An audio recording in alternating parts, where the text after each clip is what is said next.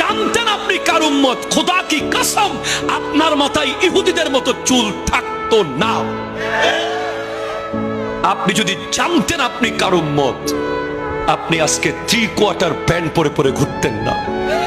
আপনি যদি জানতেন আপনি কার উম্মত, আপনি লিওনেল মেসি আর নেইমারের ভক্ত হয়ে বার্সেলোনা রিয়াল মাদ্রিদের খেলা দেখার জন্য আপনি 3টা বাজে ঘুম থেকে উঠেছেন, ফজরের নামাজ পড়তে কোনোদিন আপনি উঠেন নাই, ঠিক কিনা কথা বলেন?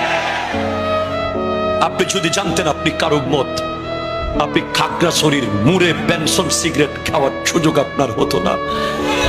আপনার সেই 18 টাকা জমা থাকতো ফিলিস্তিনের ভাই বোনদের জন্য। আপনি একটা জায়গায় 3টা প্যান্ট কিনতেন না, আপনি একটা জায়গায় 2টা টি শার্ট কিনতেন না, আপনি একটা বাইক রেখে আরেকটা বাইকের পিছে ছুটতেন না, আপনি আইফোনের মডেল চেঞ্জ করতেন না।